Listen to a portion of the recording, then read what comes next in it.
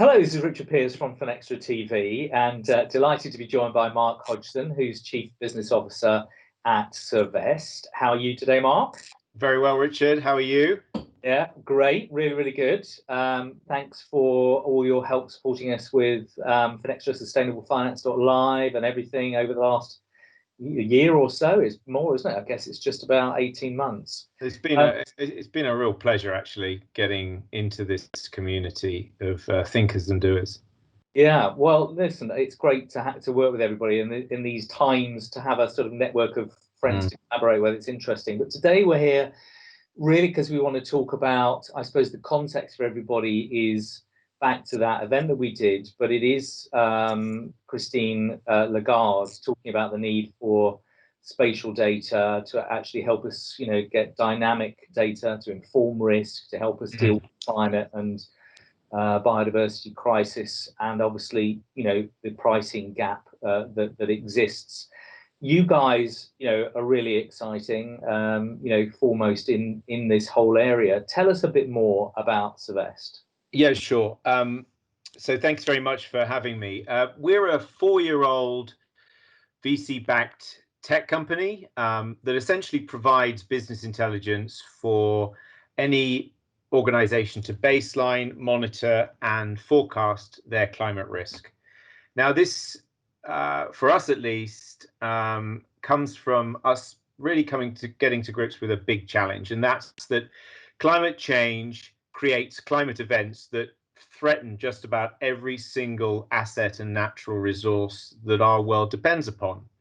Power plants, factories, roads, buildings, forests, farmland, you name it.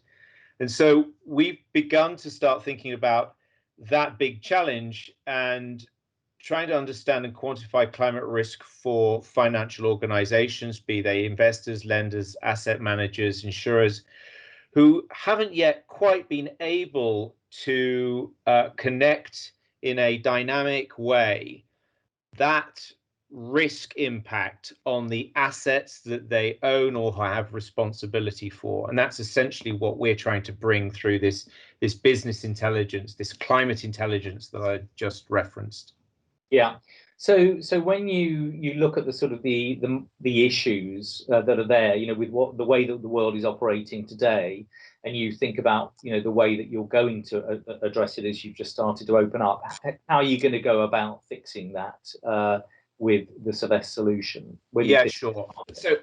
So yeah, Richard, I think there's 2 or 3 issues at play. The first is that financial markets now have this emerging ability to begin to price climate-related risks and opportunities correctly, and to connect value at risk to the financial decisions that they need to make.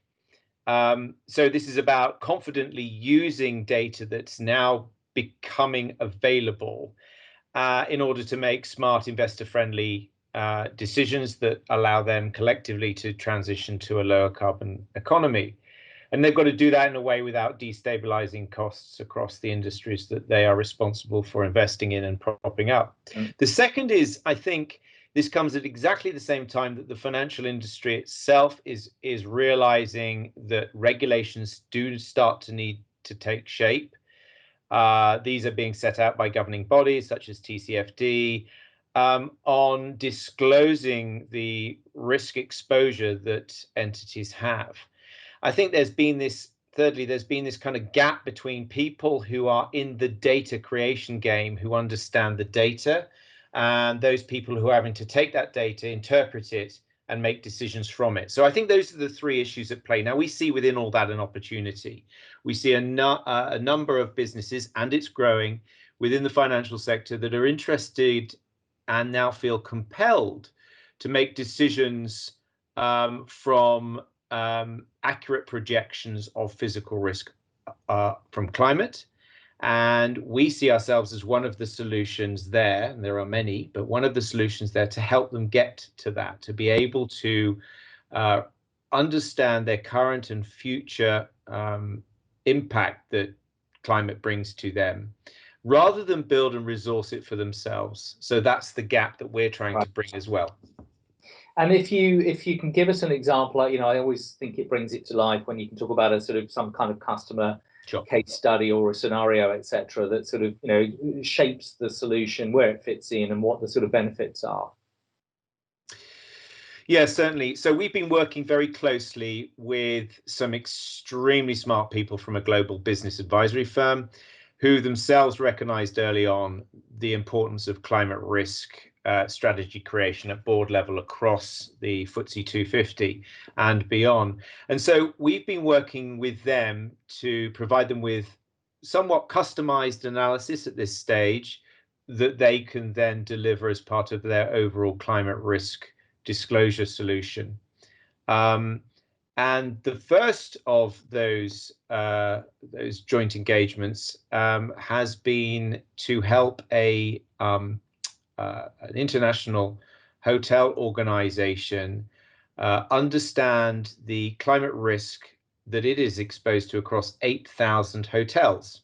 Right. And then to understand, well, get an assessment of the risks that they see, and be able to start making business decisions based on those risks that have been observed. And that's really been a great opportunity for us to understand with boards what they really need. They need two things, really. They need credible intelligence on one hand, and they need proven, trusted business strategic guidance on the other. This is not self-serve just yet, but similarly, gone are the days where strategic consulting is the only thing you can do. You need a merging of the two things. Right, and so you're helping them. If sort of TCFD gives these corporates, kind of a framework, that they've got to operate on, and then SASB's accounting, and then you guys are helping them with a sort of physical and in particular, but also, can you do transition risk as well? Not yet, no. Right. We're very much in the physical climate risk space right now, and naturally we know from what the market is saying that once you can start to measure materiality on risk, once you can start to understand the loss function, that is when really the connection between the value at risk and the asset can be made clearer, and that's what we'll be working on in 2021. Right. And so sort of moving, a little bit into the, this world of, you're kind of forward looking because you can anticipate climate in the future. And therefore you can make predictions about what that's going to do on the ground, if you will, the materiality. As you meet, a financial organization's traditional way of operating, which is the opposite of that to a certain extent, rearward looking, baselined against peers, etc.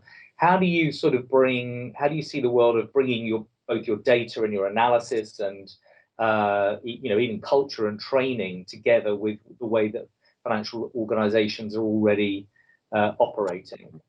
Well, a lot of this is getting used to the way in which data-driven measurement is changing, and the ability for the combination of the sort of things we're talking about, artificial intelligence, greater computational power, the earth sciences, can actually begin to make greater sense of the complex data that these institutions and organizations have, and start to show them through baselining and then future analysis the events that they may have already seen but run through our algorithm. Right. So I think part of this is to gain trust. Yeah. Fundamentally, based on known events that they've already experienced. So you're almost training. The second thing, of course, is that we have to, I think, be able to start proving shorter term, more near term events in real time, so that they can run that against their own analysis that may be rear view mirrors in such a way that you can compare and contrast the capabilities. So there's if you will, an A/B test that needs to arrive there. But I fundamentally think that the whole process of forecasting future scenarios is already with us, and it's a question of them being able to understand that at a far more granular level. And I think that's what we'll be doing. So I think people are starting to entrust these variety of scenarios that they're seeing from the risk provider and solution provider space. All we're trying to do is be able to provide that same analysis, but at a far more granular level, right down to the actual asset itself.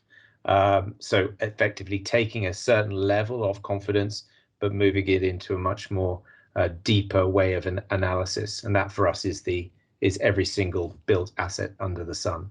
Right. So given every built asset under the sun, you're talking about a vast array of data, and of course you guys are using therefore data ingestion, machine learning, artificial intelligence to help you do that heavy lifting. So can you tell us a bit more both about the sort of technology side of things, just to sort of help people understand what you're using, and also kind of what's the financial services reception of artificial intelligence these days? I'd also be curious about that. Yeah, sure. So first and foremost, we are building a platform that we have called Earth Science AI. And what this basically does is it combines through our platform artificial intelligence, the earth sciences, and scalable computing into a single automated platform that effectively connects a catalog of 600 million pre-populated assets to all the possible climate outcomes that we currently analyze across variable timeframes and multiple climate signals. And this can include floods, precipitation, and extreme temperatures, and also the causal and correlated links between each one. And so that's where we've started. Now, we intend as well to introduce out-of-the-box enterprise solution offerings across next year that will allow customers to conduct even deeper decision making on both our asset directory and also their own private assets too. This is not just public information. It might be stuff that they also need to have private information, private analysis of. And that's basically how we've started. Now, reception to that has been it's been quite positive, with some exceptions. And I think the quite positive is if you can create Earth system level intelligence that can interrogate climate in an incredibly confident way on the asset, you've got yourself a winner. The reservations are around understanding the data itself. And I think we're under no illusion that just expecting industry to pick up data and say, yeah, we'll trust that is false. Data that essentially gets embedded into systems and processes and workflows that then output mission critical decisions has to be critically analyzed. And so we're very, very keen that we promote internally and across the industry very strong data provenance. We're very clear on not being a black box. We will be very clear on the methodologies that we are using in order that people understand how we've arrived at the estimations and scenarios that we have done in a way that lends confidence to them now and for the long term, because effectively their mission critical decisions will be based upon it. Yeah, no, absolutely right. Briefly, just that, it's been an incredible year for all the negative reasons. It's been a positive year, I think, for the acceleration of interest around this area of sustainability, ESG, and the sort of solutions you're talking about. But do you feel that in your sort of processes and relationships you're having? Do you feel that 2021 is going to be a sort of real breakthrough year for this area? I absolutely do. The relationship between climate and business is being uncoded right now by technology at precisely the right time. We are in crisis and we need to do something about it. The entire economic system relies upon a healthy planet upon which we live. And so ignoring planetary signals that jeopardize those businesses' very existence is now very real for many more people. There are obstacles that we have to all face, not least the extent to which people have time to even think about how they decode climate and how they make it useful for them. The price of doing something that will provide your business with long-term competitive advantage might be something that you think, well, I'd rather spend that money on short-term mitigation on issues that are very real for me right now. And so I think there's this natural trade-off that's happening right now as boards start to think, to what extent is unmanaged risk a priority in the boardroom? Well, I think COVID-19 has proved to us that unmanaged risk is now a boardroom priority, and climate is an unmanaged risk. So I think now is the time that we've recognized a far greater impetus to start and receptiveness to begin managing climate risk, to make more informed decisions on existing assets and supply chains that hitherto you probably weren't thinking about. So I think in 2021 we'll see advances in artificial intelligence, greater computational power, etc., to make even more sense of the vast, complex climate data that affects organizations, and we'll be able to tease out the relationships between what we see out there through the window and what is happening to a business's bottom or top line. Yeah, for sure. Listen, amazing just to listen to all of this stuff. Give us a sense just briefly of the rest of, what's to come. I know you're on that sort of cusp of going to market. What can we expect from Cevest in the near future, and how can people get in touch with you?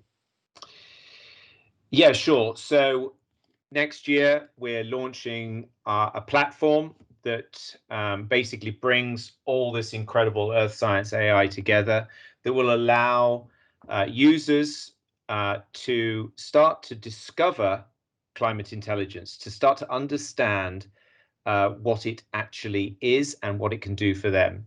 So we'll be introducing an open access platform, and that means that anybody can use it to identify the assets that they have or are interested in, and which they can baseline, monitor, and then forecast against these various climate hazards that we'll be presenting through the platform. And that's a very exciting start. I don't think that we can do this without creating a platform that both can help the deeper analysis that enterprises need, plus, there's got to be something that serves the greater commons. There's got to be something that allows individuals like me and you, Richard, to go in and say, well, to what extent is my house under risk, or the neighborhood is at risk from climate events that are starting to be profiled and understood in the short and long term.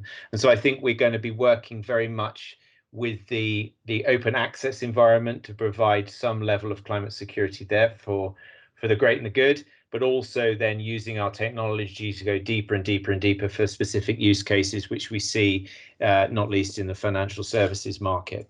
I think that's going to be the main thrust of what we do. The last point I'd make is I think we're part of this wider ecosystem of people that are just trying to get their heads together on how do you solve a global problem that no individual company can do, be they the customer, the organization, the customer, the consumer, the stakeholder, the investor, the solution providers like ourselves. And I think we've got to have some collective conversations around how do we fix this. That'll be another part of our work. Well, for sure, it's going to take a village. And I think take a good rest. It's going to be a super busy year. And, I hope you enjoy it with your family. Thanks for joining us today, Mark. And we'll see you on the other side. Thanks very much. Happy Christmas to everyone. Thanks a lot.